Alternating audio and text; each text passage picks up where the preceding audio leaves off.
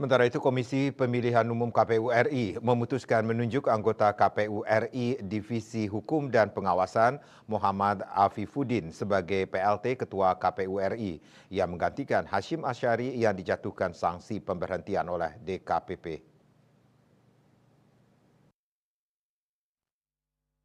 Keputusan itu dilansir dari kantor Berita Antara berdasarkan hasil rapat pleno tertutup yang dilakukan anggota KPU RI di kantor KPU RI Jakarta, Kamis 4 Juli 2024. Menurutnya pemilihan dirinya sebagai PLT Ketua KPU RI sesuai kesepakatan antar anggota yang menegaskan bahwa pihaknya kompak dan tidak memiliki perbedaan sikap untuk menentukan sosok yang menggantikan posisi Hashim Asyari.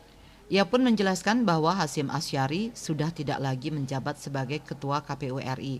Hal ini sesuai dengan sidang putusan nomor perkara 90-PKE-DKPP-5 Romawi 2024 di Jakarta Rabu 3 Juli 2024. Meski surat keterangan SK Keputusan Presiden Republik Indonesia Kepres belum keluar, KPU wajib melakukan penunjukan PLT KPU RI sekitar 1 kali 24 jam usai pembacaan putusan DKPP.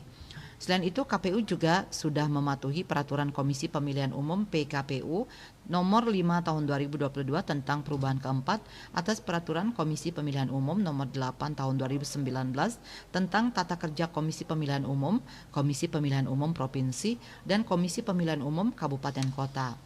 Sebelumnya Rabu 3 Juli, Ketua Komisi Pemilihan Umum KPU RI Hashim Asyari berterima kasih kepada Dewan Kehormatan Penyelenggara Pemilu DKPP RI yang telah menjatuhkan sanksi pemberhentian tetap kepada dirinya terkait kasus dugaan asusila.